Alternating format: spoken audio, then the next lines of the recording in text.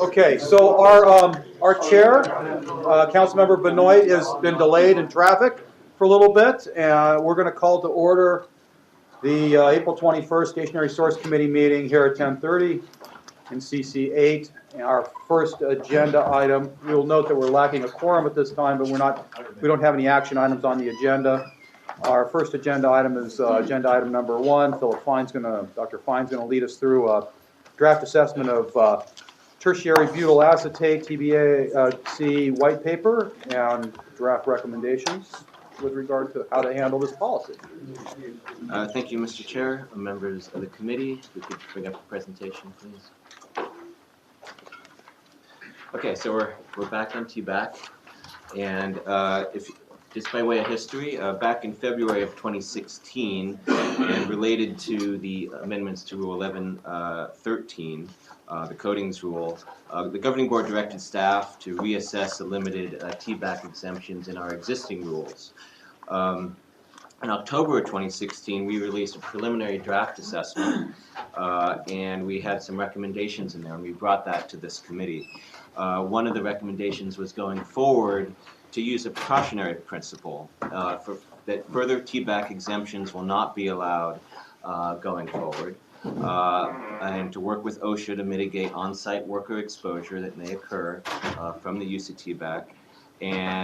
But we said, when we did the analysis of the rules 1113 and 1151, using the proposed carcinogenic factor that OEHA has not yet finalized, that it didn't exceed any of our risk thresholds. So that was the recommendation back in October. The committee had a few questions and told us to go back and do a little bit more work. So that's what we're coming back with today, and that happened in November.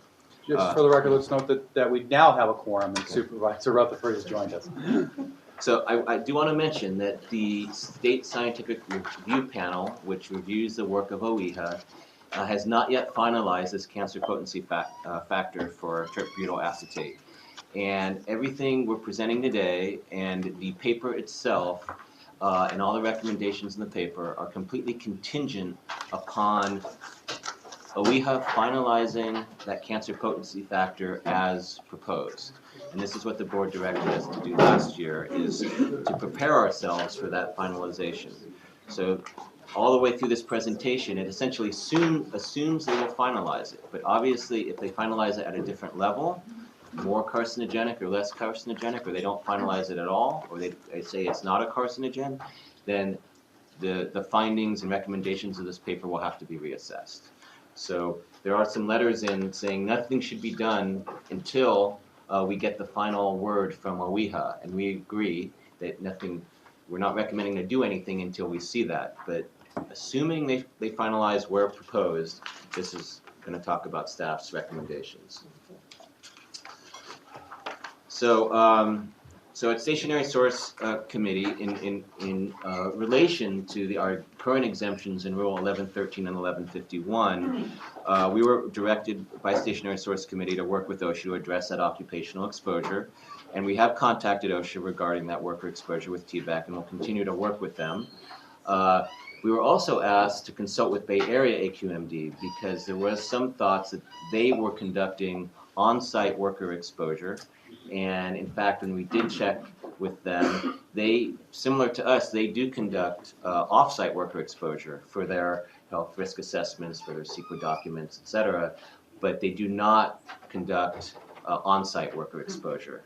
And so what they do also do, however, is they don't exempt compounds like this. So essentially, they rely on the same precautionary approach that staff has proposed here.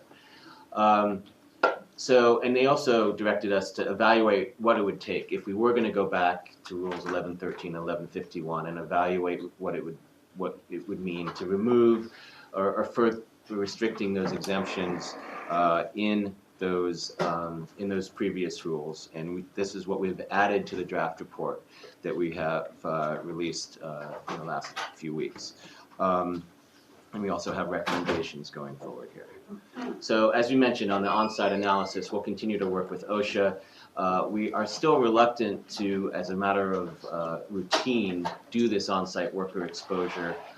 We do not have occupational hygienists on staff. We do not have the expertise. We don't have the models or established methodologies to perform this. We have attempted it in the past and haven't really, in our working groups, come to consensus on how to do it. We could do it in the future, but we would have to do quite a bit of work on protocols and other things and maybe get some new expertise in-house. But the recommendation at this time is not necessarily to go there, because going forward, if we use a precautionary approach, there really is no need to do this on-site worker exposure. The question would only be how much we go backwards to remove exemptions. So in the report, we've provided essentially 3 options going forward for the committee to give us feedback on. Option 1 is essentially where we were at the last committee, which is going forward, precautionary approach. If there's a toxic trade-off between lowering VOCs or potential toxic risk of any time, we will just not go there. We will not use that exemption. But for the rules that we do have that exempt it, what we propose is we don't need to go backwards, because what we've analyzed is it doesn't present a significant toxic risk those exemptions exist now. But we would monitor sales. We would make sure that the use of TBAC didn't increase, and if it did increase, we could go back to these analyses. And again, all 3 options are on the assumption that OEHA finalizes the cancer potency factor as proposed. The second option, which we're proposing today, is to go back to Rule 1113, 1151, and remove the TBAC exemptions. That's going to take some work.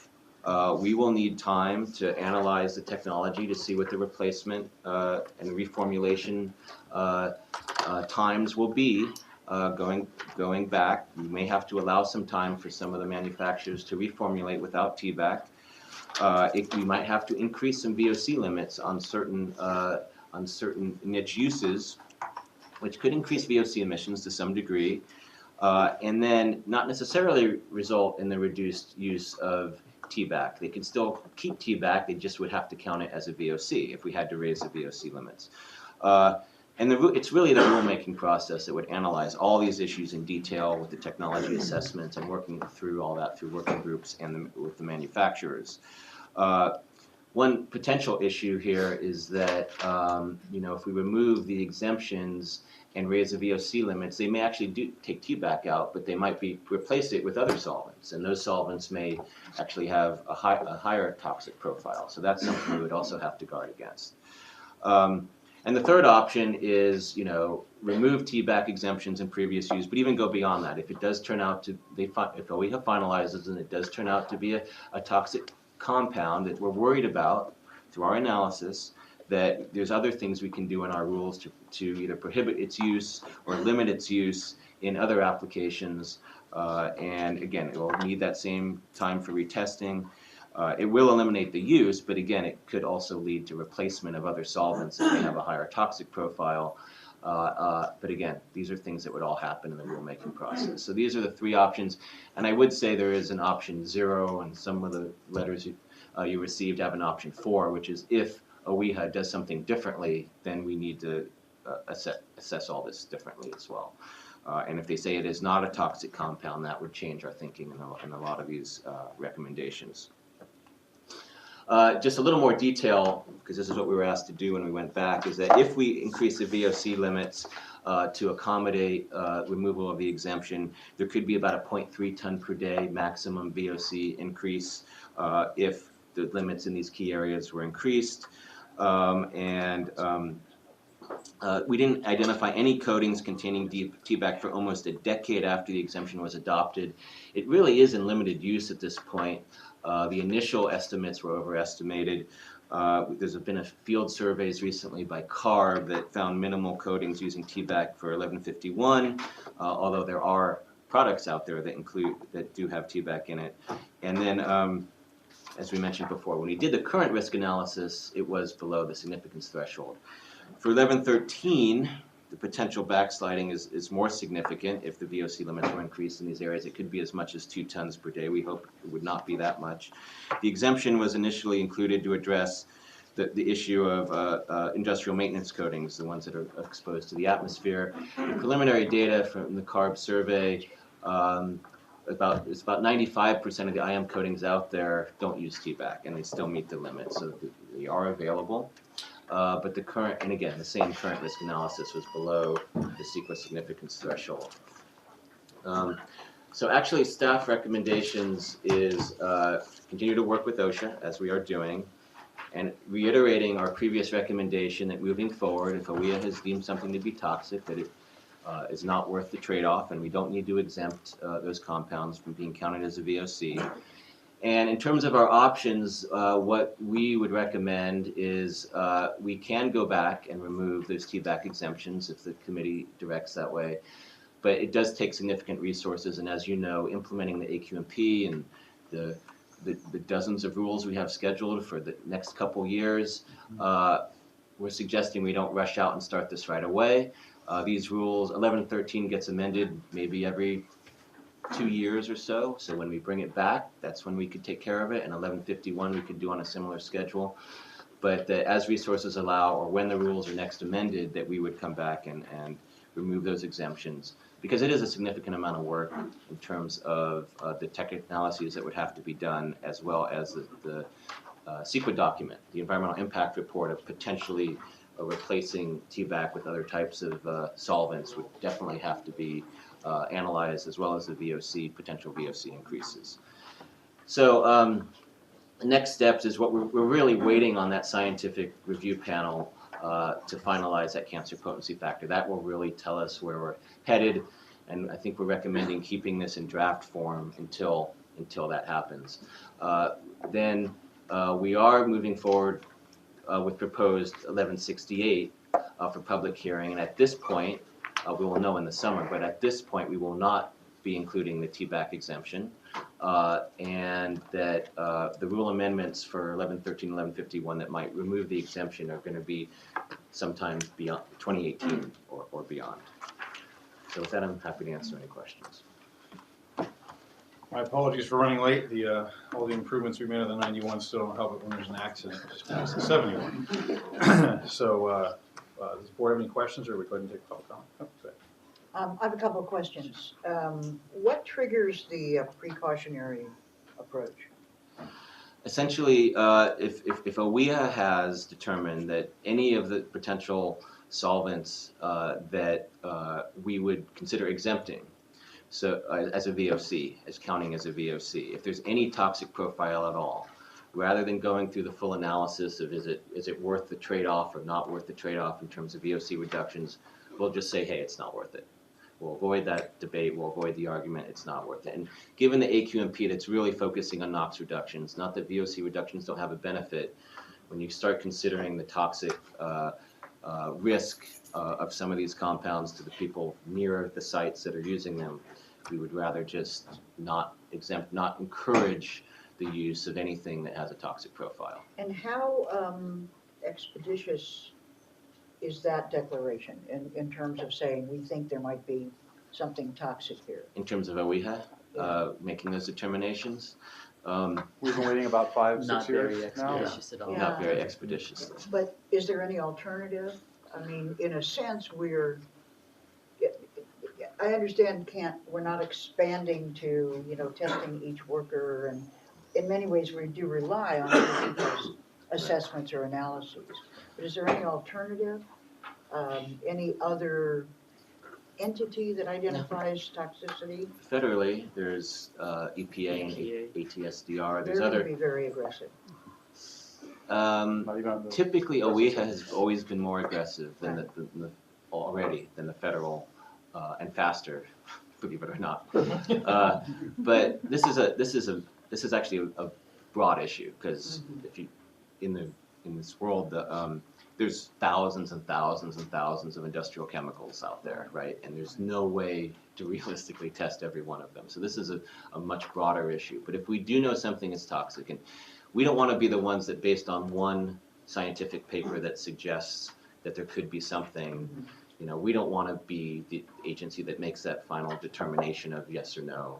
But if another agency that's charged with making those determinations has determined that it is toxic or not toxic, we can follow suit on that and implement that. If I could just Yeah. add, I think that with regards to TVAC, there's conflicting studies by different agencies. And you asked other organizations other than EPA or the Agency for Toxic Substances Disease Registry. You have European standards as well. But in this particular case, again, the results are varied. So we're trying to have OEHA finalize that. And that's why I was going to ask Dr. Fine to sort of reiterate that the actions that we're discussing were upon finalization by OEHA, because not everybody had a chance to hear that. Previous board policy has been to rely on OEHA primarily for these types of determinations.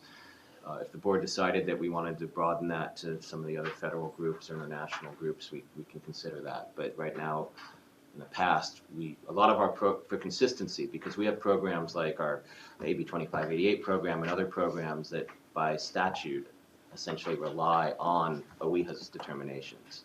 Well, So- given that, I'm also a little concerned, though I heard you say the word resources 3 times, that we would not be removing our exemptions even after we know the toxicity of, the chemical. And unless, of course, we have the resources or when the rules are next amended. Is there any way to expedite that time frame if we feel pretty secure that this is a real problem for the workers? If the board so directs, we'll work on those rules, but we did do the analysis to analyze, not the on-site workers, because again, we're not getting into that analysis. Right. But for the off-site workers and the off-site residents, we did do that analysis to make sure that our existing exemptions aren't posing a risk above any of our typical risk thresholds in CEQA or AB 2588, and they were below. And this report includes that analysis. Okay. It doesn't include the on-site worker analysis. But, again, we're not quite equipped to go there yet, and there's other agencies that deal with on-site workers. Well, it might be interesting, since we do look at health impacts, it might be interesting to know for the longer run, what it might take to develop that expertise in the agency. You don't have to answer now, obviously, I understand it's sort of a big thing, but I mean, if we are assessing the impacts, outside, it wouldn't be impossible, but I think it's, again, for the long run. But one thing to note, if we adopt this kind of precautionary approach going forward, in terms of new exemptions and new analysis, it may not come up again. It does come up when we start looking backwards and Right. at these 2 rules in particular, Right. but, or if new things that we have exempted now OEHA decides do have a toxic profile. Mhm. So it's only would be looking backward whether we're removing exemptions when that would come into play. But going forward, it's really, we wouldn't be faced with that. Thank you, Mr. Chairman. Go ahead. I do have a question also. I'm wondering what the universe is of the products that have TVAC in it. Because you did mention in the report that for almost a decade, you didn't identify any coatings with TVAC in it. So I'm wondering, what are we actually doing with them? Do we know? Right, so remember, the exemption is only for industrial maintenance coatings. It's not coatings in general. It's not the types of coatings that you would go to Home Depot and buy necessarily. It's usually industrial applications. I would ask Heather maybe to fill in kind of the history of where we've learned about the It's uses also of auto body fishing too. We allow it in 1151, so auto body coatings. But again, staff had done research over a decade and didn't find much in use. This time we did. We sent inspectors out in the field, but we didn't find a lot of it. We contacted the manufacturers. Industrial maintenance, it's used in a lot of like urethane chemistries. They use that solvent. When they were doing technology assessments back in 2006, they found that there wasn't enough atmospheric coatings that met the 100 grams per liter limit, so they did allow a limited exemption for ion coatings. And a lot of these urethanes tend to rely on the TVAC. Yeah, it's done as professional usage only. But as we said, 95% of the IM coatings don't use it, but there are niche applications of different IM coatings that if we went back to the rules, we may find that we have to raise limits and carve out certain categories that may need a higher It's VOC. typically used in products that require higher longevity, higher durability, painting the exterior of water tanks where you want to do it, very infrequently. These kind of niche applications that we can find most products. Thank you. Any other questions? Not, we'll open up for public comment. Thank you.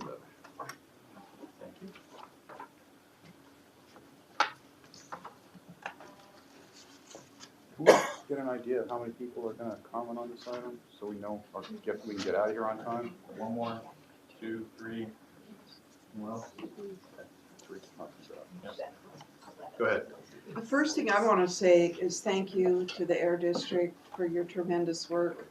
I read the materials that you developed to the best of my ability, and I'm impressed with the amount of effort that was made on this. One of the things I was really interested Florence, can you in identify yourself you. so I'm that when Florence we do the minutes, Caribbean. you know who you are? with the Del Amo Action Committee. Thank you very much. I was really interested in some information about a symposium that the district held in October of 2014, where you brought together industrial, academic, and environmental communities to discuss the regulatory role in looking at VOCs. And I found comments in that persuasive, one of them being that the representatives from industry stated that they were more concerned with the immediate hazards of the risks of flammable solvents such as acetone. Makes absolute sense to me. And they did actually develop a best practice to mitigate risks that included eliminating a chemical that is toxic or trying to substitute with another chemical, using engineering controls when the chemical is removed from the work area, with one step being fume hoods, administrative controls such as training, which makes a lot of sense, and also the use of personal protective equipment.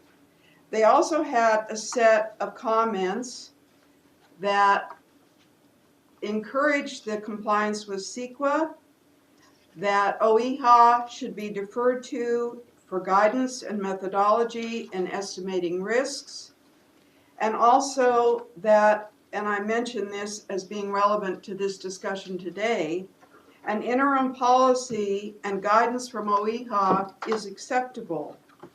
And also that the precautionary approach, so that regulatory VOC reductions do not increase the use of chemicals that are known or suspected to be toxic.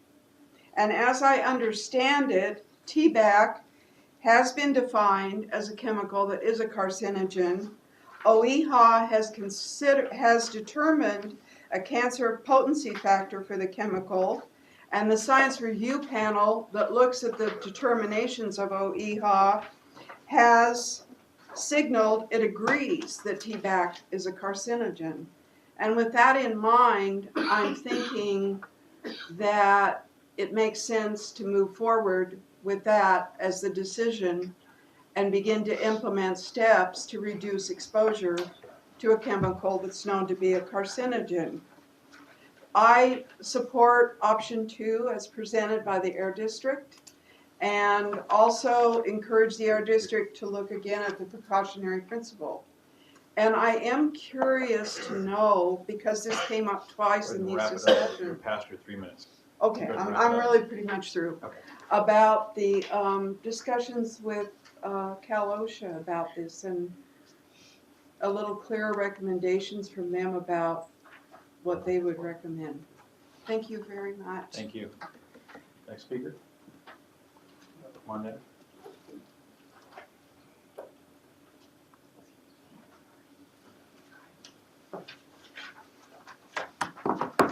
Good morning. My name is Rhett Cash, and I serve as counsel in the Government Affairs Division at the American Coatings Association, which I know has worked with South Coast for a number of years.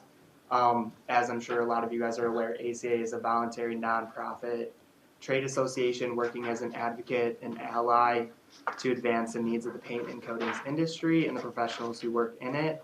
On behalf of ACA, I want to thank you all for the opportunity to speak today in response to South Coast draft TBAC assessment white paper. ACA and our member companies have some concerns with the draft white paper, which are reflected in depth in our written comments submitted on April 18th earlier this week. I'll briefly highlight some of those concerns, and some of which you guys have already addressed, which I appreciate. First and foremost, ACA strongly believes that South Coast should postpone taking any further action on TBAC until OEHA finalizes its cancer potency factor. As of right now, no final determinations have been made by scientific experts, state, federal, or international regulating agencies that TBAC or its metabolite TBA are carcinogens that pose a cancer risk to humans. We do acknowledge staff's reasoning in developing these recommendations are to give industry time to prepare for potential rulemakings. However, these recommendations are causing misinformation and misinterpretations within the industry. Thus, ACA believes that the recommendations in the draft white paper are premature and that staff should wait until OEHA finalizes its cancer potency factor before taking any further action. Second, if the district does decide to move forward with any of the recommendations, ACA opposes staff's recommendation of option 2 and supports option number 1 that will leave the TBAC exemptions for rules 1113 and 1151 in place and allow staff to continue to monitor them. We are concerned that staff's decisions to recommend option number 2 was based on incorrect conclusions cited in the draft white paper. From the responses that we have received from member companies, we're confident that the volumes of IM and auto refinish coatings that utilize TBAC exemptions cited in the draft assessment are too low, overly conservative, and not representative of the actual estimated volumes of those coatings products sold in the district that contain TBAC. As such, the importance of TBAC is underestimated, as is the significant and substantial impact that removing these exemptions would have on industry. Third, if the governing board, over our objection, approves option number 2, then we request assurance from the board via documentation in the board resolution that, among others, A, the district will not remove the rules 1113 and 1151 TBAC exemptions until after the SRP finalizes cancer potency factor, which I know you guys have addressed. And then B, that the district will provide at least 3 years for industry to reformulate, retest, and recertify. Yep, I'm almost done. These coatings. And we appreciate the district's cited commitment to work with industry in this regards. And then lastly, just wrapping up, ACA suggests that the district does include a 4th option, and we appreciate the district's acknowledgement of this, that there is a possibility that the SRP concludes that TBAC is not carcinogenic. So in that case, the district would no longer have reason to limit TBAC exemptions in any of the rules. Thanks again for the opportunity to speak today, and we look forward to working with you in the development of these rules. Thank you. Thank you. Next speaker.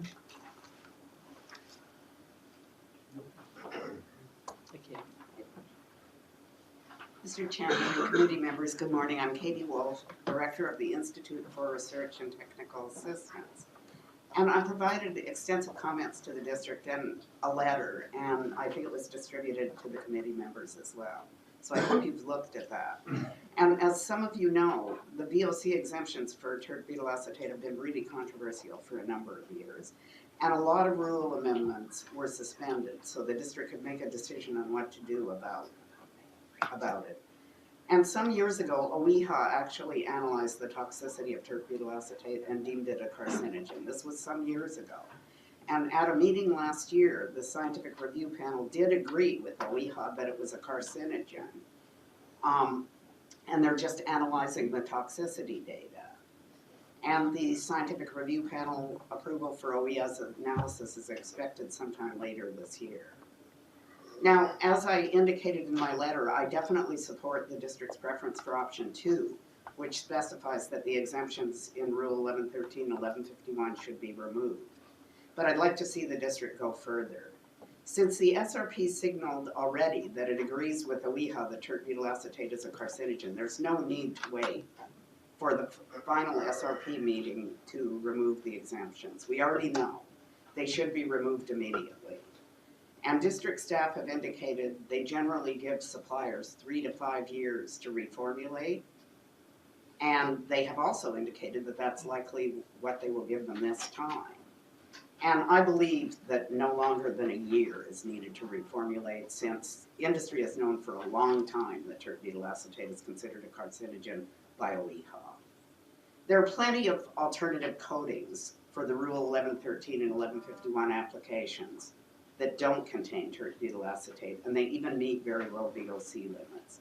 The district should definitely reward suppliers who have alternative coatings because they didn't want to use a carcinogen in their products. The exemption for tert-butyl acetate should be removed quickly, and suppliers should only be given limited time to reformulate. Now, the district talks about the precautionary principle quite a bit, but they're not defining it the way the precautionary principle is actually defined. It means that you do not promote chemicals with a toxic endpoint, and neither do you promote chemicals that have no toxicity information on them. And I've made a suggestion in my letter for dealing with tert-butyl acetate and other chemicals that EPA exempts in the future. And under the policy that I'm suggesting, the chemicals EPA exempts that either have a toxic endpoint or have no toxicity information on them at all, they'd be added to Group 2 exempts category in Rule 102. And the district would also include a provision in Rule 102 stating that no Group 2 exempt chemical could be exempted in any 1100 series rule unless otherwise determined through a rulemaking. We don't want this to keep happening with other chemicals like tert-butyl acetate that are exempted, or in other rules where new exemptions are just brought up all the time. Now, the district is, I'm sorry, I'll wrap up. The district's responsible for protecting public health, and that includes protecting workers, children, teachers, and the general public. And these people are exposed to tert-butyl acetate in the coatings. The definition is much broader than the district is indicating. It's floor coatings that are used in schools and public buildings and in theme parks, in bathrooms. So all of the people that are present during that application procedure would be exposed to them. And I'm asking the committee members to request that the staff move forward immediately and that this has high priority. Thank you for your Thanks comments. for your attention. I can just say that with regard to Disneyland, the issue is whether or not Disneyland uses TVAC materials, and the information that we have is they do not by policy. I don't know about other amusement parks. Kirk Coleman, Southern California Air Quality Alliance. I wasn't intending to say anything today. Yeah, I noticed you didn't raise your hand. Yeah. But I was on the panel that the woman referred to earlier of the toxic review of policies, and I did want to clarify a couple of things. OEHA is not the authority in California charged with making determinations of carcinogenicity. There are two authorities under California law. One, the scientific review panel that determines whether OEHA's initial determinations are valid and sends it on to CARB for a determination of whether a substance should be reviewed as a toxic air contaminant. And that's the process that is working its way through now. The other is the Carcinogen Identification Committee, which reviews materials, and if it's found that they are toxic, there is a mandate that OEHA at that point place them on the Prop 65 list as a carcinogen. TVAC has not been identified as a carcinogen for Prop 65 purposes. It has not been identified as a toxic air contaminant. It may be. We believe, what I have seen, there have been a raft of more recent studies that that show that the mechanism that would show that TVAC is a human carcinogen is based on some rat studies, and that the mechanism that created the tumors in the rat kidneys is not applicable to human, that mechanism does not exist in humans. And there is some evidence that OEHA either is ignoring that or downplaying that. You know, I don't know, that's going to play itself out, but I think you need to know that it has not been determined to be a carcinogen at this point. and it's still an open question. Thank you. Good comments. Three becomes five, huh? All of a sudden.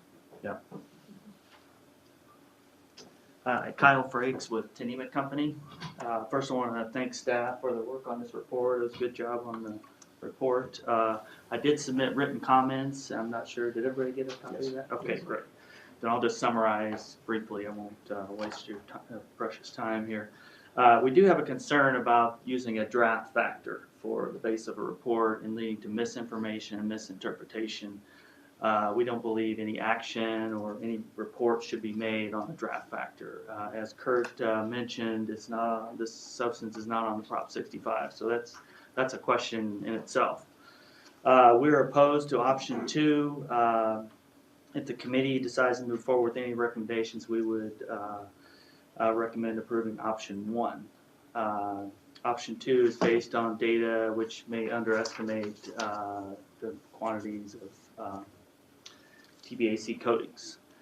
Option 4 was omitted in the paper, and the option 4 is if it's determined not to be a carcinogen, and if that's the case, then this substance should be granted a full exemption as with other compounds. Okay. And then also I would like to reiterate points made in other comments that there's no authority for worker exposure. Okay, worker safety and health falls under the jurisdiction of OSHA, and the district has recognized that industrial workers use PPE at mobile sites, and this is also accurate for shop facilities. Coating shops use a hierarchy of controls, including engineering controls as well as PPE. They modify the way people work with chemicals so they can use them safely. Okay. The on-site risk assessments for TBAC failed to consider the implementation of these hierarchy of controls. We recognize the need to protect workers when using chemicals, and we fully support these efforts by the authorities who have that jurisdiction, which is OSHA. And that's probably good there. So I appreciate you guys reading my paper here and considering these comments, and I appreciate staff work on this important topic. Thank you. Any other comments? Last call? Very good. Any other board comments? Yeah, I mean, there are some issues raised that raise some questions for me. I guess I'll just kind of go down my list. The industrial maintenance coatings usage, have we specified, I haven't read the staff report, have we specified exactly where those applications are? I mean, what are the potential uses? For these type of coatings, we don't know exactly where all the coatings are used. We have survey information that we go on, so we know the quantities. We're pretty solid on the quantities. They're mandatory surveys conducted by Carbon, by ourselves, but we don't necessarily know the end users. We know some of the end users, but not Yeah, okay. not Well, that's all. a little, I mean, if we're trying to be precautionary about it, then that's a little disconcerting.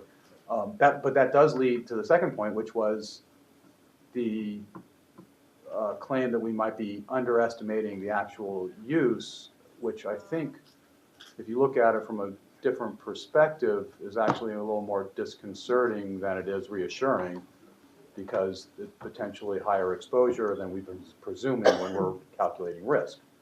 And we would agree with that, and we would like to know we'd like to learn about the data that suggests that we're underestimating, because then we might need to go back to option 1 and make sure those initial determinations are correct, that they are below the risk threshold.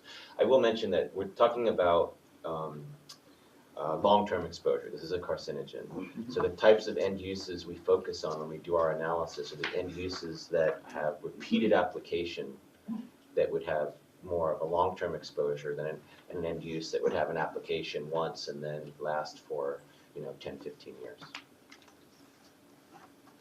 And I thought there was an interesting point, the differentiation between the conclusion of carcinogenicity versus trying to figure out a dose response toxicity factor, right? I mean, we are sensitive to that.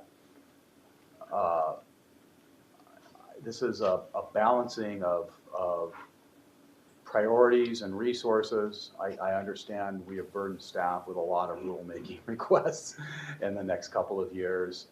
I do share Supervisor Kuehl's concern that we might not get to this in any reasonable amount of time. And I'm certainly concerned that OEHA may not get to their final determination in any reasonable amount of time, because I've been sitting here for many, many years hoping, wishing, and actually talking to former heads of OEHA as to when they were going to get their act together and make a final decision. And that was a long, long time ago. So it's a little difficult to give you really clear guidance on how to approach this. I understand the option 2 approach makes some sense. I think option 3 in some ways doesn't make sense unless we're going to do that for every toxic or potentially toxic chemical, which could be thousands, right? So I understand why you might not be fully embracing option 3 unless we could be as precautionary with every other alternative.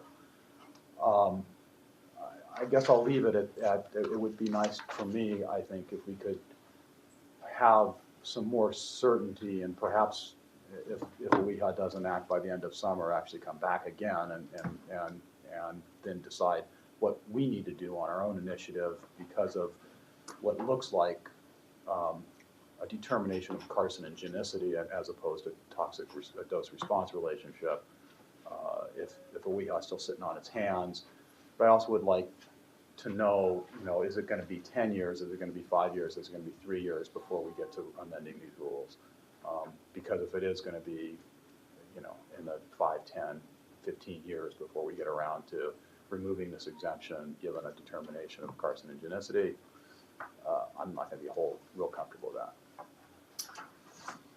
I think we're fine coming back at the end of summer if OEHA hasn't made any At some point, we're just running on a treadmill here, or coming up, and taking a lot of time out of people's schedules to beat this thing to death, but we might not have a choice. So I appreciate it. And in the meantime, we can reach out to OEHA and at least let them know that we have pending action, and it means something to us. Yeah, we can do that. There seems to be extreme confidence that whenever OEHA does come back, though, it's going to be bad news. And what are we going to do if it turns out that it's better news than everyone seems to be expecting? Well, not everyone. The industry seems fairly confident, but what's our plan then? I think we come back with revised recommendations. Yeah, option 4, right? Option 4. Or somewhere in between. Well, so I'm suggesting with whichever option we're going, why don't we incorporate some of that into the language now so that we give some confidence to the system that when we get the science back from OEHA, we're prepared to act on that instead of continuing down this road. So as this is information only, we can revise this report, and then we can, as I said, reach out to OEHA during the upcoming months, and then when we come back at the end of summer, then we can have revised recommendations. Yes, I'd like to see options with Yes. those included. So let me, Chairman, understand that this is information only, but you've given us 3 options. Right. Guidance. Feedback. Do you want us to be giving direction on those options, or Well- what are you expecting? Yeah, is this an official action or you want just some Input. Just input? input. So this is not notice for an official action, so usually what staff does is just listens to the various board members' comments, and then when we do come back with recommendation, those will be considered. So the problem, I think, at this point is we don't have enough information. Basically, we don't know enough to choose any of these options, in my opinion. And so I'd be interested in seeing what happens with the scientific review panel and what they come up with before, making any definitive statement about which direction we should go. So, obviously, if it does have a high level of toxicity, then we're gonna go either 2 or 3, And if it doesn't, we may consider, option 1 or some other avenue, option 4 that doesn't sit in here. But, so that's where I am on it right now. I want more information before I would make any decision. I think you've set out some pathways for us to consider in the future. And I would say to report back to us when we have more information from the scientific review panel about where this chemical is on the scale. And we think that's gonna happen at the end of summer. If it doesn't happen at the end of summer, I think we wanna know that too. Right, So, either way, bring it back. Right, so that's where So- I'm coming from on this. So I'm hearing we can keep this report as draft for now, but either when they finalize, we'll obviously revise the draft and bring it back, or if they don't finalize by the end of summer, we'll come back, we'll revise it, obviously be different, and come back with some different options. Supervisor Kuhl? I'm willing to support the staff recommendation. For now, I think it assumes a level of toxicity, but doesn't take action on anything except as we look into, what to do about exemptions if there's a declaration of toxicity. So it seems reasonable. So option 2 removes the exemptions? No, not until we amend the rules. Or we have the resources to bring them back, even if it's only for that purpose. Yeah, okay. So there's It a would come delay in back to removing us. the exemption, okay. Yeah. And if the board directs, it gives us a time Right, it frame would to come do back to that, us. we So can That's do that. I'd just like to thank staff for not dropping the ball on this. This issue has been around for a long time, and we keep asking you to come back, and you keep doing it, so I appreciate that you brought it to us. Mr. Chairman, one more issue that was raised by Kati Wolf's letter was the Rule 102, including, somehow I would like to look at that and come back to us with some information about, is that a good way to go, to put it into Rule 102? Supervisor Nelson, do you have any comments? I appreciate the dialogue, and I do look forward to hearing what the results are in the summer, but otherwise, no. Very good. Any other comments? Very good.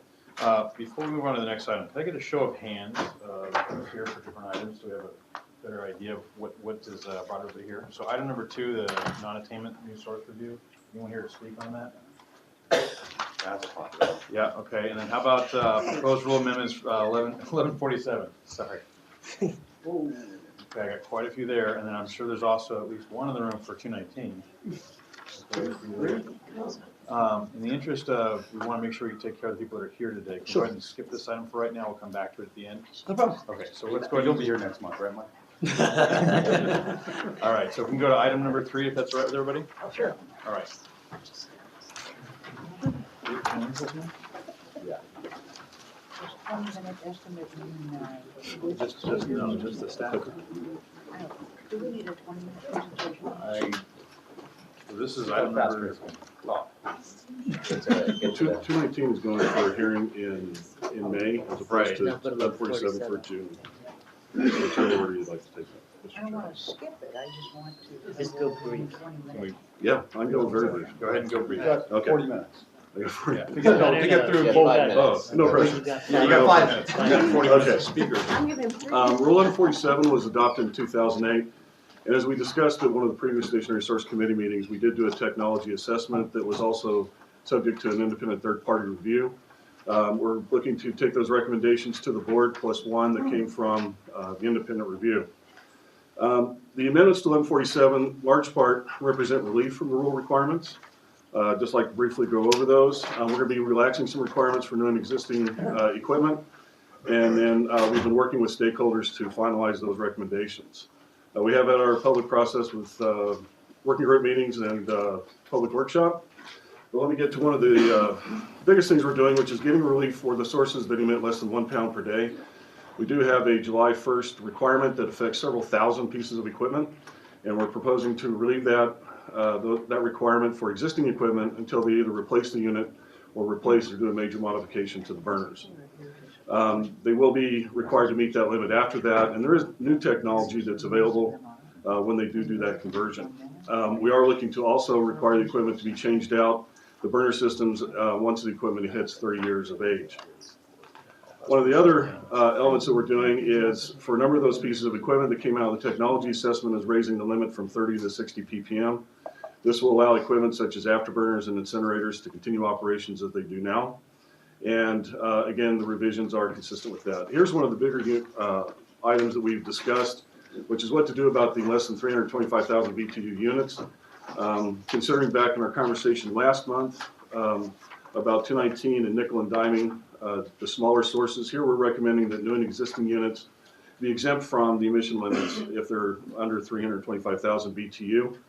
They will still need to keep records to show that compliance, but with that, it works out really well. So we are looking to do some other exemptions for in-use pressure washers.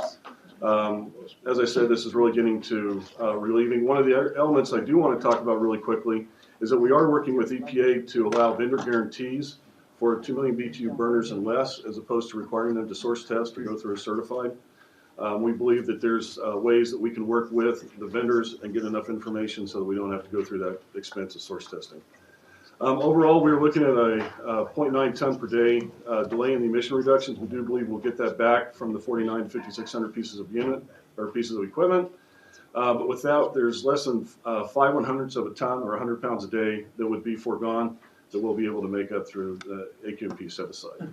So with that, Mr. Chair, I do want to point out we're still in the EA review period. We did a 45-day EA. And that EA does have alternatives for the board's consideration once it is final. So with that, Mr. Chair. Very good. Any board member comments before I take public comment? Of those that are here for public comment, can I get a show of hands of who are here in support?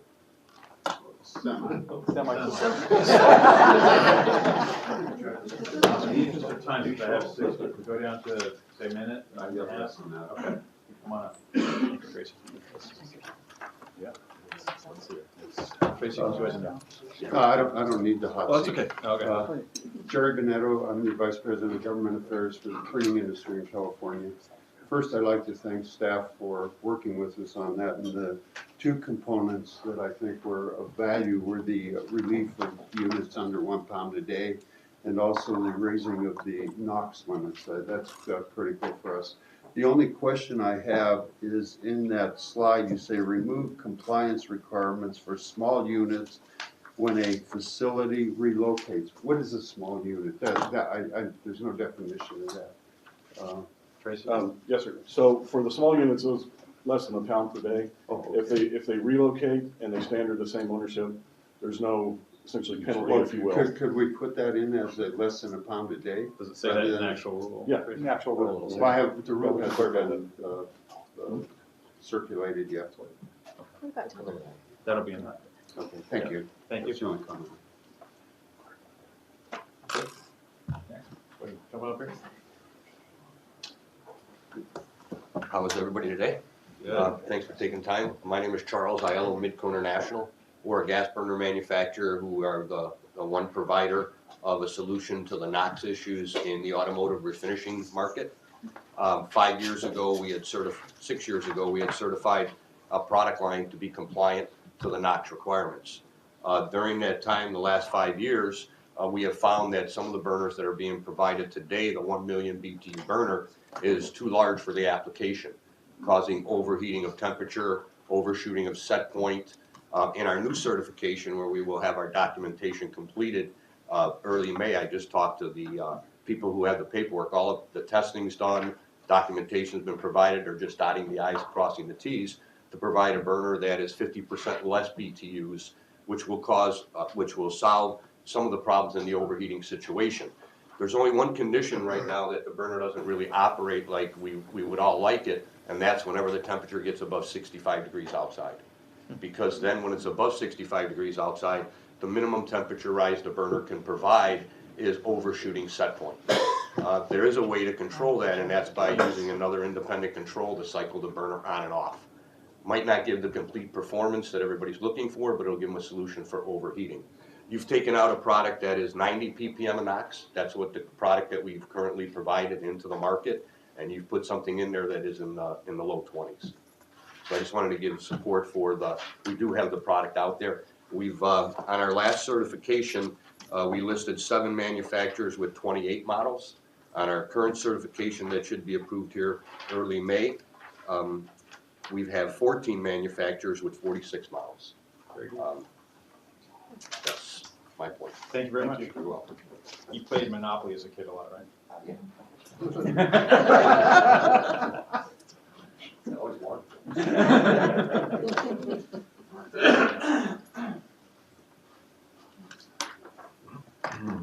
My name is Brian Everson. I'm here with the owner of Auto Square Collision Center in Almani, Jerry Enders, who's here also. I'm going to try and chop this down to a minute. I was planning on 3 minutes. But we relocated our business in 2013, and we had no choice but to purchase new spray booth equipment to conform with the low NOx burner issue. While we did have a choice about which spray booth we purchased, we did not have a choice about which burner would come with the equipment.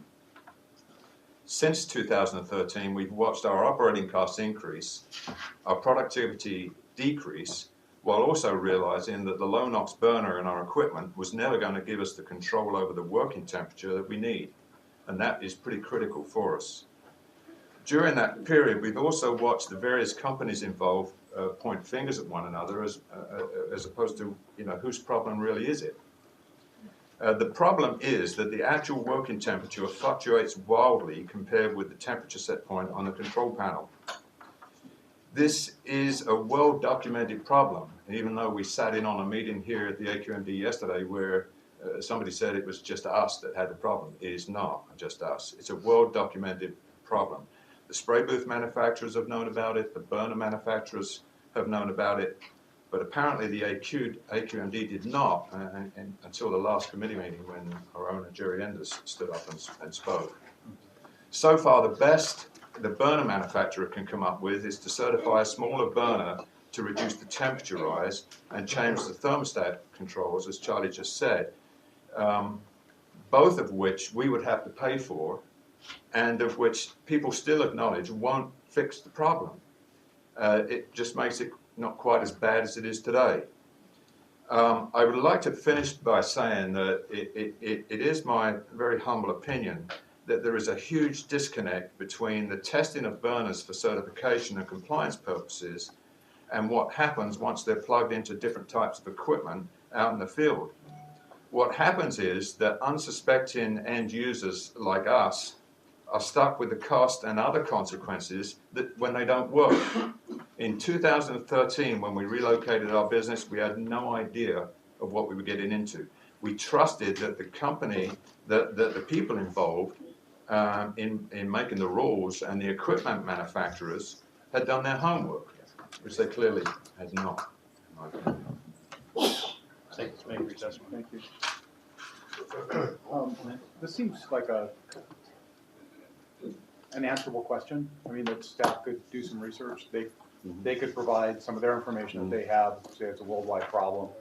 And we certainly have enough of these within the district to survey those people we know of and see if they've had some. And in this particular case, I know Amir has met with them, and we had some staff that went out and at the facility and met with the burner rep that was there. So we're working on that, but we'll look into this further. Yeah, I mean, because we have to report back. Yes. Yeah, we're trying to do the right thing here and not to make things impossible for people. Yes. Are there any warranties on this kind of equipment when our people buy them? That's a finger point. That's the finger pointing part. Hi, my name is Rob Lucert. I am a paint distributor for different manufacturers of paint. And I was talking to Jerry about his issues, and I have other shops. I call in about 80 shops in Southern California, body shops, that are from the smallest to the very biggest. And I have about 14 to 15 shops that have gotten new burners. And this has been going on for a long time. These new burners have been coming out for a long time. And most of the applications I have were with new spray booths, but I do have some shops that have retroed their existing booth because they needed to get fixed. So, but they have similar problems that Jerry. I didn't realize Jerry was having this problem, and I didn't realize it was the biggest problem. But as I'm talking to the painters, yes, when they go into spray, the temperature fluctuates a lot, and that could cause him to use too much product. It could have them cause to repaint the car again because it could have dieback, and there's a lot of different issues. But my concern is we have one manufacturer that we have to use to do this burner, which is fine, but competition creates mine's better, mine's better, mine's better. Just like when water-based paint came out, it started out really, really bad, and now it's working great. So we need some competitive things going on here to bring the product up to where it works, to where we really need it to work. But I do have other examples of other shops that have put the spray booths on, so you guys can contact me. I'll give you one of my cards real quick, and then Staff will be reaching out to you. Yeah, definitely. there you go. Definitely appreciate it. Thank you. Thank you. Thank you, Mr. Chair.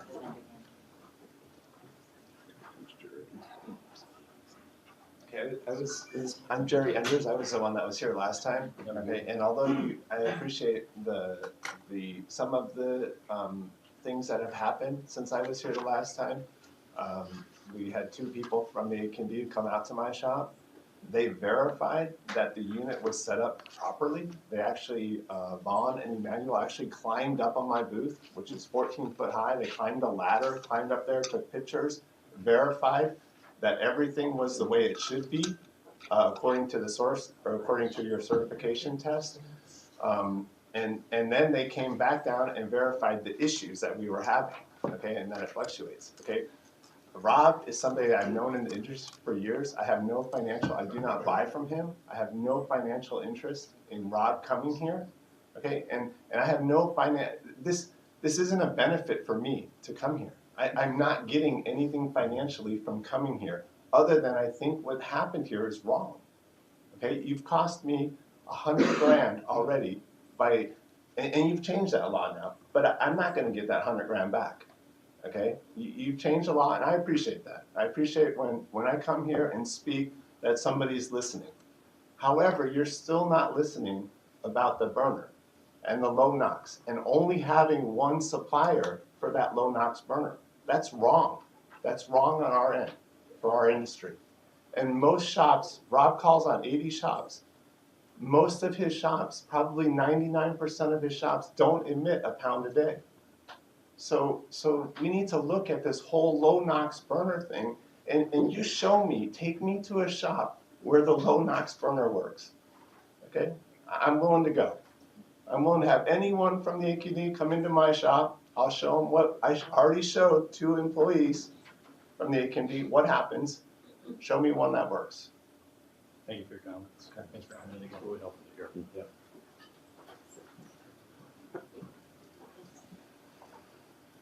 Jim Wagner from Industrial Process. I've been building equipment for 40-some years. Appreciate the staff did come out and we went over the washer part of the business, which is a big piece of equipment. But in the rule, to me, when it says 30 years, I'm not sure. It needs to be clear what that means. Change burners in compliance with a 30-year date. Is that when the new equipment was new?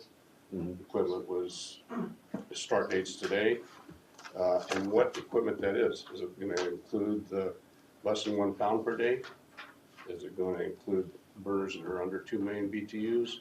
That really is a big area. Yeah, we can further clarify that. The way it's written in the rules, it's the unit, so it's like the oven, not just the burner within the oven, or the spray booth, not just the burner. And within we've the changed oven. most all the burners in the ovens, but the biggest concern is still the washer. Powder Coat Services, theirs equipment is over the 30 years that we looked at. What are they doing? How is that going to be resolved? I think we can look at focusing on the burner because that's where the emissions are coming from. So we can look into that. And the burners, honestly, if they're maintained properly, they'll be there longer than we will. We don't need to be just replacing burners on a date. The 30-year doesn't even affect his particular equipment. It doesn't even affect your equipment, the 30-year. What's that for then? But how do we know? I mean, Well, it's in the rule, you haven't seen the rule, obviously. Right. So it'll be defined. Yeah, I just see it here and I go, okay, so it seems to be a question. Yeah, for those sources that have the in-use requirement, we added this sort of carve out for any source that's less than a pound. Right. And so for those, they don't have to comply with the in-use requirement. So anyone that has to comply with the in-use requirement, this replacement of the 30 years is not is not applicable. It's only for those that, you know, we're saying you don't have to comply with the in use, but at a certain time, after 30 years, we want you to do something. Well, I So, appreciate the exemption part for the washer, but then when I look at the 30 years for the burner, that says, that raises a flag and says, okay, once that washer's 30 years old, it needs a new burner. And they basically don't have one to replace in a unit that we've designed and built over for 40 some years. It would just be, you know. It's only for the pounder a day or less that applies to. And it only applies to them because they're getting relief. They're not subject to the rule limits until that, well, equipment or burner, we'll look at that, is 30 years old. There really shouldn't be a limit. The 30 years that's kind of a bogus assumption that the burner's bad. We have stuff out there that's 40 years old. And It's it not still that it's works. bad, it doesn't need to be replaced if it meets the limits. But it doesn't If necessarily. it doesn't meet the limits, then. You know, the washers that are 30-year. exempt now don't meet the limits, and if you go to the 30 years and have to replace it, there's nothing that's gonna replace it. Well, I mean, we'll take comments on that 30-year provision, that's something. Yeah, we've been working on it. I mean, we've had staff come out and look at the washers to see why and how this stuff can be modified, and it's very, very, very costly to the end user. It's not just a burner modification. Thank you for your comments. Yeah, thank you guys. yeah. I wanted to also respond to what Jerry's comment in regards to the only one manufacturer. So staff went back to talk to EPA to see if we can provide additional relief. So in Rule 1147, the provisions are that the burner has to be certified. And so under Rule 1147, there is only one burner manufacturer that's certified. So we talked to EPA, and they're okay with any burners that are under 2 million BTU, that as long as we can get a vendor manufacturer guarantee that we can now open it up to other manufacturers that outside of just the 1147 certification. So that was the provision that Tracy talked about, which will kind of open it up for other manufacturers, not just the one that's certified to be available to the 1147 sources. Question? Does that mean I didn't have to certify? Well, I just spent you're, $40,000. yeah, So does that mean I didn't have to certify? well, I don't like to throw a curveball, but I'm just asking that for a future. yeah, it's, I think we're trying to, No, take all the comments I and, understand, and I'll just mention why you're not getting other competitors to come in to develop product, is because we have 95% of all the auto refinishing throughout the United States. So there's really not any other burner manufacturer that is drawing income in this marketplace to take that and say, okay, I'm gonna come to a smaller market and develop a product and take my engineers and R&D to do that. I know that's why it's happened. I know that's why. And I understand Jerry, and I will get him to a few shops where it works. Facing competition. Hi, I'm Bill Lamar. I'm the Executive Director of the California Small Business Alliance. And I wonder if you'd indulge me, one of our witnesses wasn't able to make it here. He was at the task force meeting. He is on the task force, and he asked me to read his letter into the record.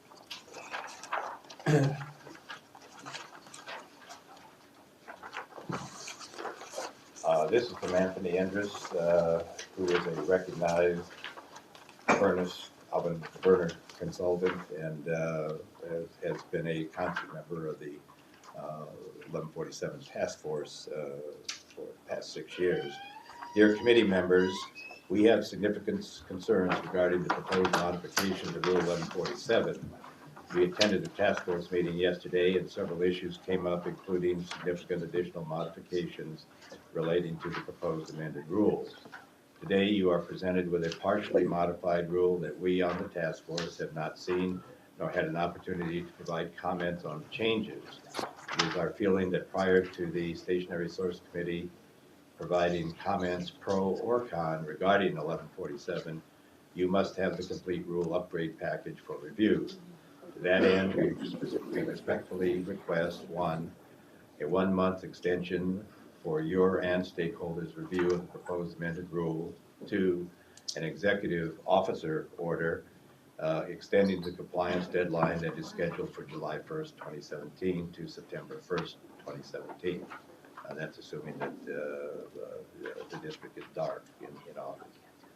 This provides adequate time for review and perhaps one or two more task force meetings to review and discuss the staff's proposed changes and time to make the appropriate changes that will assure a well thought out and workable rule for all concerned. It is always our goal to work with staff to assure adequate compliance and understanding of all rules and rule modifications. We are concerned this accelerated timing will preclude proper due diligence on everyone's part. We appreciate your understanding and favorable considerations upon request. Sincerely, Anthony W. Andrews, President. For my comments, we have considerably more witnesses today than we have had at past meetings, because this is obviously this is a very contentious rule. I wanted to briefly go back 5 years to a rather Be very brief. to a rather heated exchange that I had with Joe Casmassy on this rule. And at that time, he said that there were 2,000 phone calls and questions that you all received about Rule 1147. Your engineering and compliance, small businesses, assistance in planning the rules departments received. This has brought effect. You haven't received this number of comments even with the end of reclaim. So, I mean, this is of concern to a lot of people. The fact that you've only certified one burner manufacturer, you know, I'm not here to disparage Midco's product, you know, but consumers need choices. I don't care if you're buying a couch, a computer, or an oven. That's what we're talking about. It's irresponsible for an agency like yours to mandate that industry, thousands of companies, use a particular product only because it reduces NOx emissions, but completely disregards the production and the very reason that these companies are in business. This rule embraces crematory furnaces, auto body shop, paint booth heaters, bakery ovens, heat set printing presses, sausage smokers, furniture manufacturers, and glass glazers, all using the same burner. And that's not right. There is no silver bullet here. Wrap it up, though. Yeah. As I said, you normally should approve a rule that has the potential to ruin someone's business. This rule isn't ready for prime time yet, and we ask that you direct staff to continue a dialogue with us, but certainly open this up to more vendors. You subsidized part of Mr. Aiello's certification initially. That's what we've heard. We actually heard that Tuesday at the visit to Jerry Ender's shop from your staff. Well, if that's what's necessary, maybe you ought to consider subsidizing the certification process to other manufacturers. If you do it for one, you should do it for all. It should be an even playing ground. Thank you. I think so. More public comment? All right. Staff comments? Yeah, I just wanted to comment that, so the process that we've been following is that we had briefed the Station Resource Committee, we worked with the task force on the tech assessment.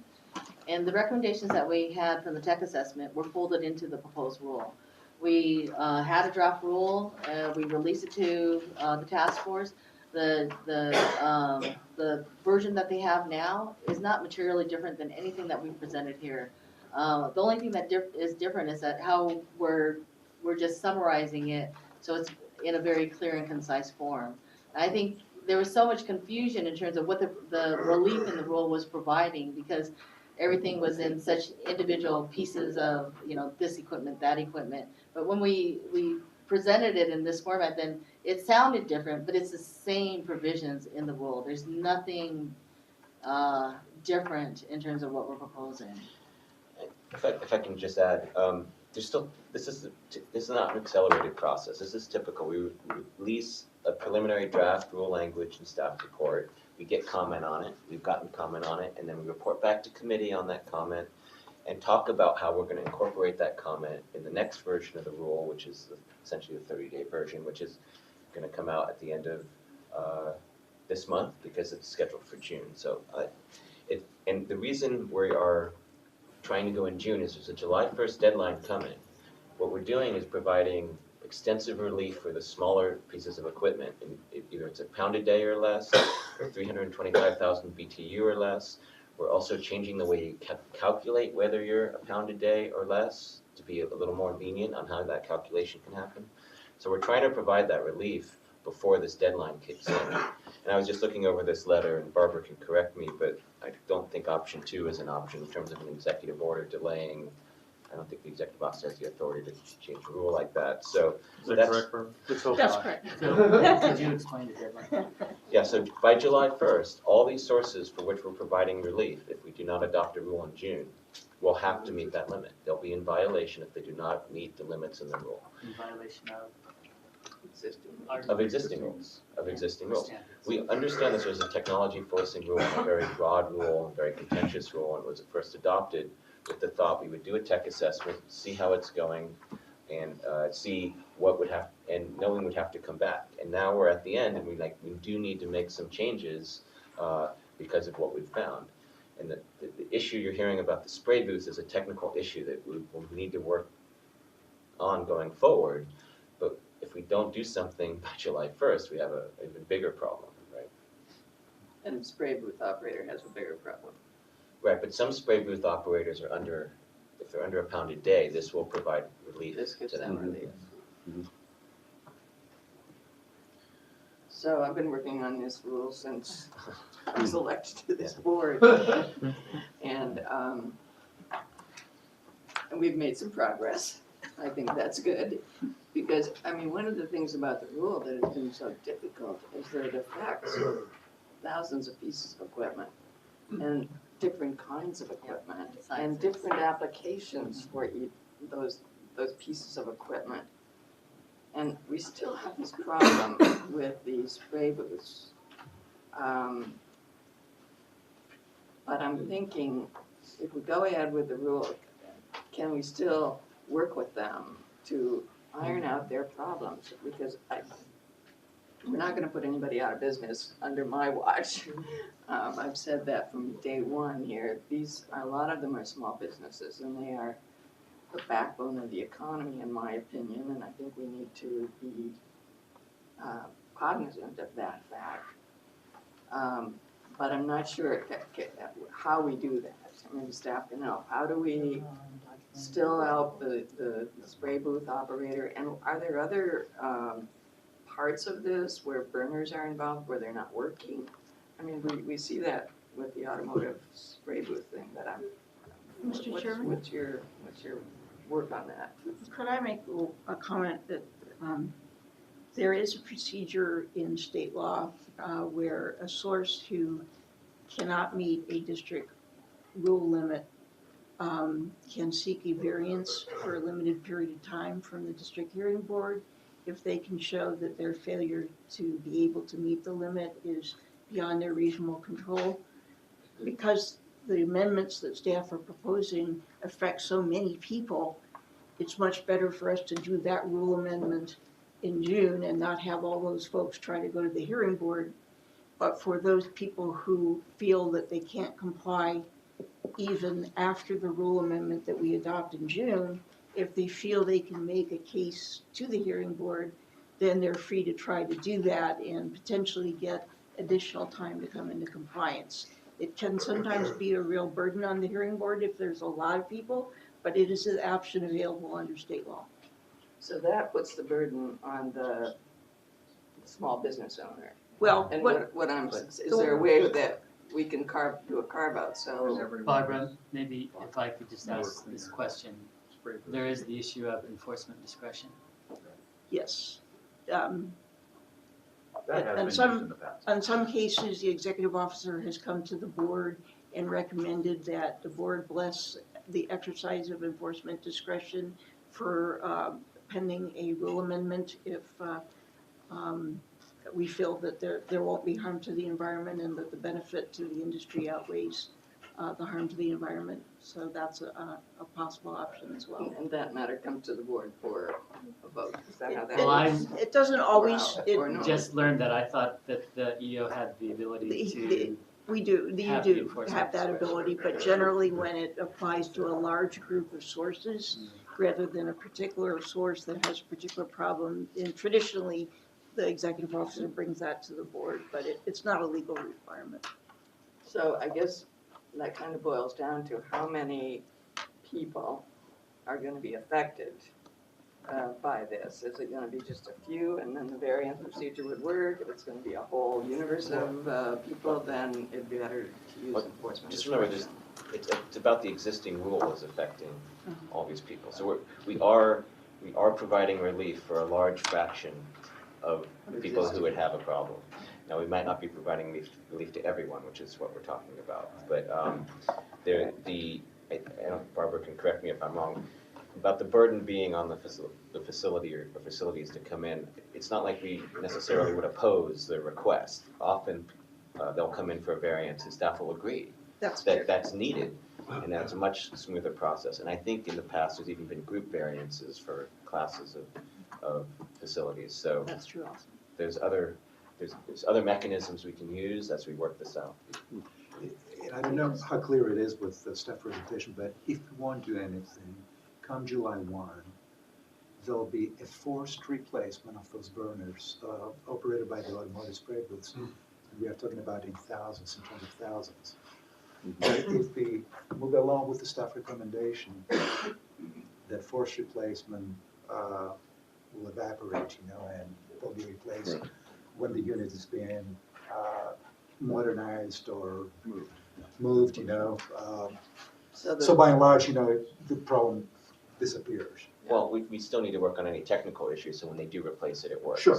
Right, so that is something that we are getting clear direction that we have So to the work on. proposed rule does provide relief Yes. for a lot of people from Yes. the existing situation Yes. also, and that's one thing we all need to recognize. But at the same time, it'd be my recommendation that we work with those people, like, all those people that have the spray booth problem, and maybe we don't have the technology yet, or it isn't fully developed, so, and I think that's where we need to keep working with them on that issue. We already started, both planning rules and permitting staff are going out just to get a feel of what the state of the technology is. And yes, we verify some issues. We talked to some other installations. They are okay with the performance of the unit. We are clearly going to watch very closely MidQuarter's new unit, and we can come back to this committee and report back. That'd be good to come back and let us know what's happening with this problematic technology, or it's not working for some of our small businesses. So if I could maybe suggest, we were gonna go look at set hearing for next month. So that leaves us with a couple of weeks in which to try to address some of these situations. And could we do an informational briefing at the set hearing on where we've come with regards to this committee and where we're Looking at headed? Barbara. So I'm not quite clear, are you suggesting we come back next month to this No. committee? No, Do a briefing to the board members at the time of the set at the hearing? time of the set. This way, those that are here would know We whether or could- not we we've could done do a anything, and it briefing. would still be on track We could do a briefing at that time, we probably wanna as an change, information. put it on the agenda as an informational item. It wouldn't be consent Rather calendar. than It wouldn't be consent consent item. calendar, but it would be still a set hearing item. Yes. Yeah. Fine. Is that reasonable? Yeah. Yeah. And the focus will be on the issues that spray Right. booths are having. So not to adopt the reductions, but to put the whole thing off? No, just to see what progress we can make in the next 2 weeks before we have our board meeting and then get an update. But not approve the reduction proposal here. Well, this is No, informational this is only as informational. well. Yes. Yeah. We're not gonna vote on it till. Again, it's getting feedback, which we've gotten quite a bit. And all you'd be voting on at the board meeting is to set the hearing for the next month. Right. So we get the relief before the July 1st deadline. Okay. Because I know we have 5 minutes. Yeah. I'm sorry, six. Correct. We're not gonna get through the testimony on 219. Who else is here for 219? At least 3. Mr. Chairman, on the last issue? Oh, yes, Supervisor? And I know we're pressed for time, so I'll truncate it, but I do appreciate the comments and the sensitivity. We should never, never have a business owner come before our board or this committee and tell us that they were forced to spend over $100,000 on something that was never worked. We have a responsibility before we force small business people to make those kind of expenses to ensure that we're actually mandating they do something that works and actually helps the environment. And man, I appreciate Director Mitchell's comments, but Judy, people have gone out of business on your watch. The fact they don't check in with us on the way out doesn't mean they aren't saying goodbye.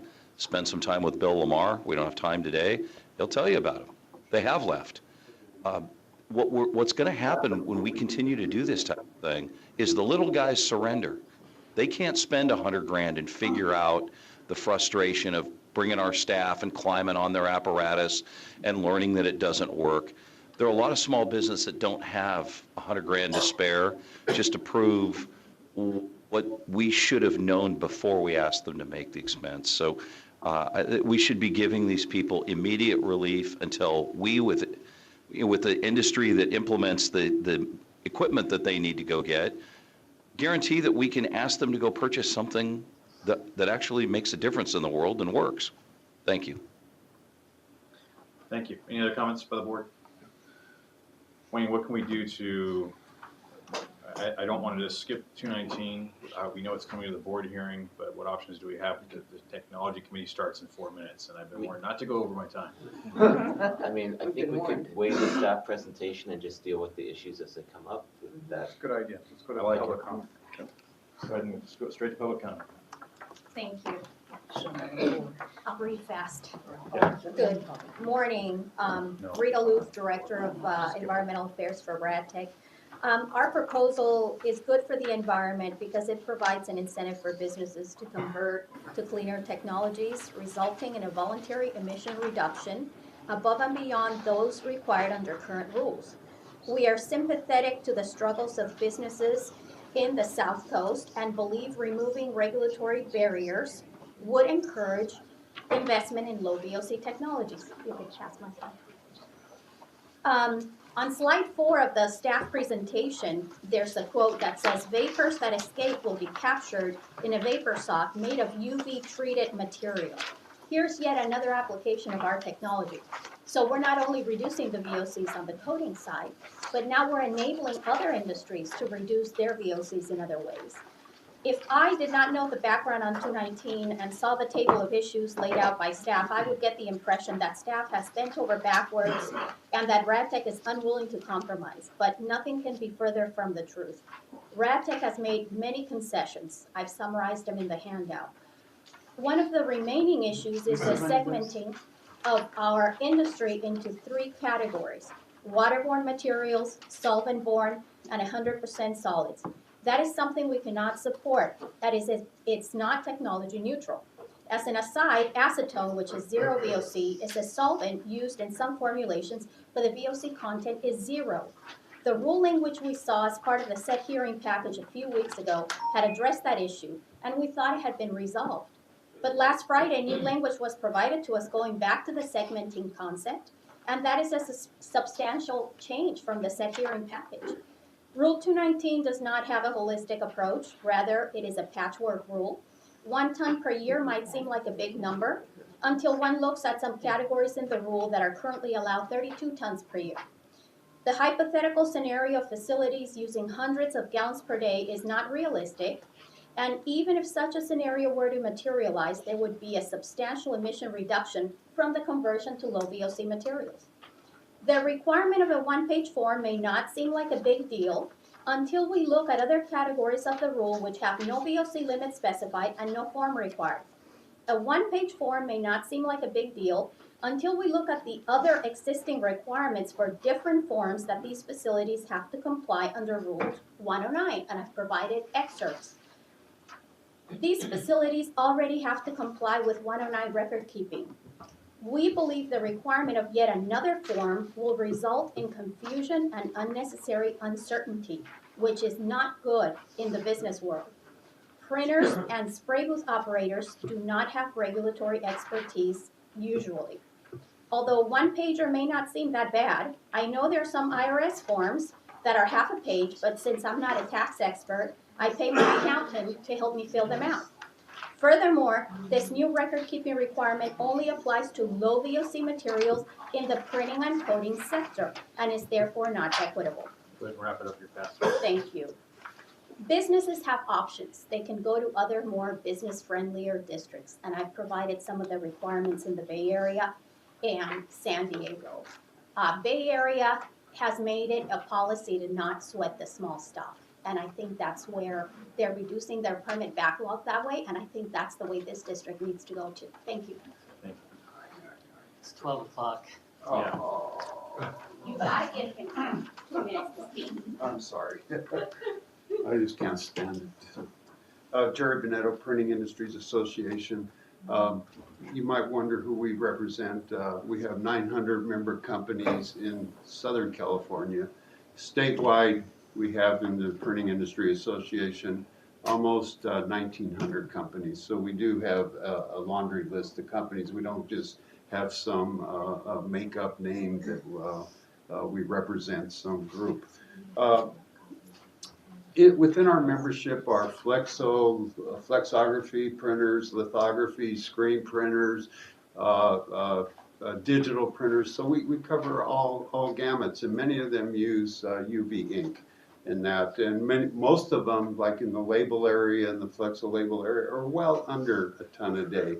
And this is just another aspect of having to do paperwork, and that when we're already doing a record keeping to show that we're under the various limits in Rule 219, 109, whatever, to get permits.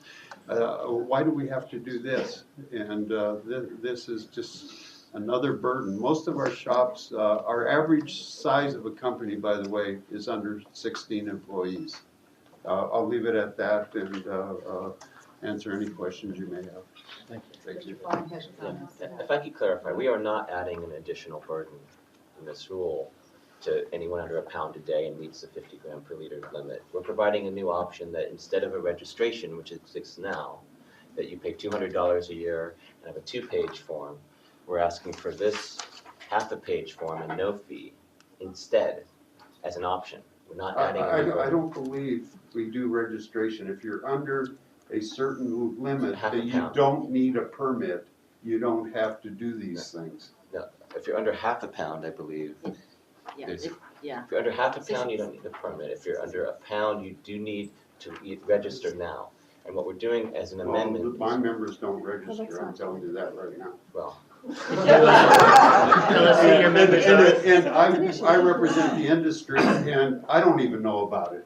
Well, then. All right. We have a whole other issue we've now drug up. I did have my hand up. All right. So I think it's mostly a question on the vapor sock. We had talked about it before. And there are mentions of permit conditions and also working with EPA and ARB. And I just wanted to make sure that after those conversations, there's still a possibility for a 219 exemption. Well, 219 and possibly, but I think really for sure, maybe 1178 to allow the use of the vapor socks. Well, we can already get them Well, permitted, that's true. right? That's I mean, so my request for an exemption is maybe perhaps coming up with more permitting requirements as a It's the result. same permitting requirements that exist now for the. I guess. Well. We could, sorry, what we're committing to, and we can commit to at the board meeting, is coming back with 1178 to include the vapor sock as an allowable technology, which will streamline permitting going forward. It's going to permit. Well, let me just say, it probably won't add to the permitting backlog because rather than going to new technology, new permitting requirements, folks may stay with what we already have. I was hoping that after working with EPA and others, that would kind of reinforce, the fact that EPA has said it's comparable technology to what's there, and replacing it with the comparable technology should perhaps be expedited. Do me a favor, Lisa, and send me your comments so I can consider them when it comes up. All right. Thank you. Thank you. Just so that the members know, part of the challenge is that there's no warranty by the manufacturer.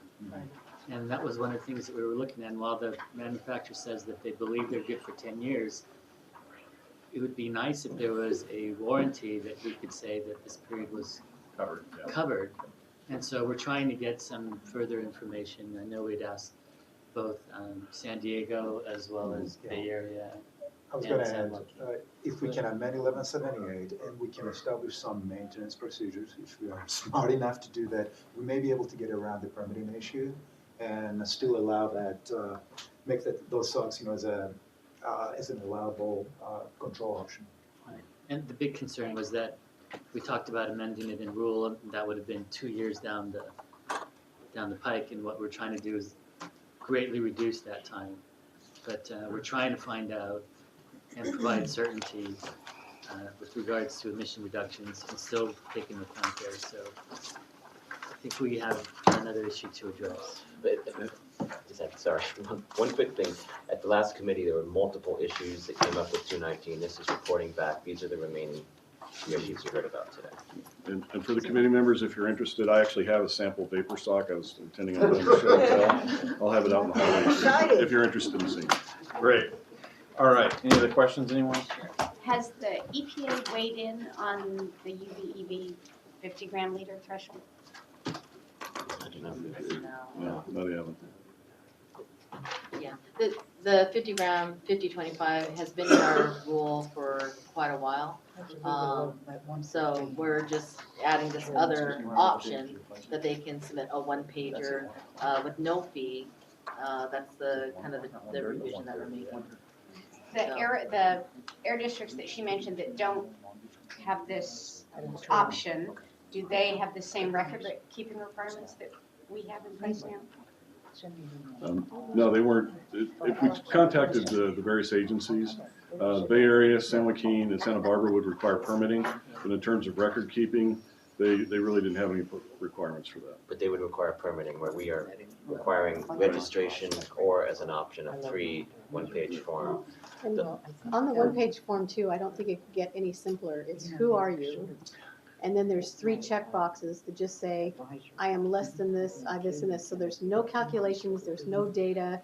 It's essentially checking 3 boxes and you're done. So we couldn't have made that any simpler. Yeah, we tried to make it as simple as possible. So with something that simple and uncomplicated, one's mind says, well then why is it necessary? If there's nothing to it, maybe there's nothing to it. So we brought this to committee last month, and the question was, do we want these facilities to be completely off the radar 100%? So if we don't know they're there, there's no way that an inspector would ever know where to visit to verify that their claims that they are allowed to have these exemptions are actually true. And we just heard that some of them aren't registering. So you've got the industry saying they already don't do it. Right, which is... It just seems like we're making more rules that people aren't gonna comply with. To what end? We talked earlier this year about, as Rita said, and I think she was quoting me, quoting the Bay Area, don't sweat the small stuff. So we just seem to be going through a lot of hassle over what's really small. And has a big impact on a lot of people. Well, I think what we're trying to do with 219 is not sweat the small stuff by exempting the small stuff. We're making baby steps. Don't know Well, if they're let's not small. exempt the small stuff because then everybody will have to comply or not comply. I mean, it seems to me to be better to exempt the small stuff. But if people want to sort of pick it apart, let's do the right thing to exempt the small stuff and try to deal with the other issues rather than, throw the whole thing out or say bring it back to the board. Because there are a lot of people who would like these exemptions as well. Right. One thing that gets lost in translation here is we are one of the few extreme non-attainment areas. As a result, any equipment or any process that results in more than 1 pound of emissions per day goes through BACT through permitting requirements. With these particular industries, to encourage these ultra low VOC products, we went way above the 1 pound and we established a permitting exemption that goes all the way up to 1 ton per year, which is 5 pounds per day. And we moved them from the permitting, we exempt from the permitting and we put them into the registration, which does not require any approval from us. So we are dancing in those gray areas. Yeah. All right. With no further questions, right? Okay, we'll move on to written reports. We're gonna have to skip item number 2 for this month. We'll bring it back next month. Sorry, Michael. Any questions on the written reports? Nope. Any other business by the board members? Any public comment? Quick comment.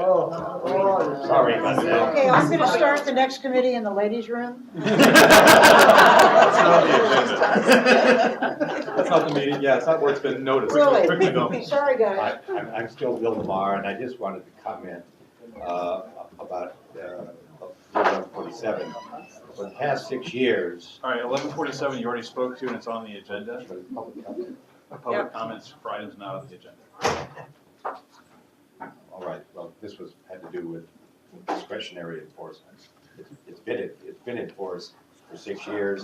We've had meetings with Dr. Wallerstein, and that's what he agreed to. We missed the compliance, we missed the debate on the SCAQMD because of the important issues. This is important to small businesses. We'll look into that. That's right, I was gonna say. Move to adjourn. Thank you. Second.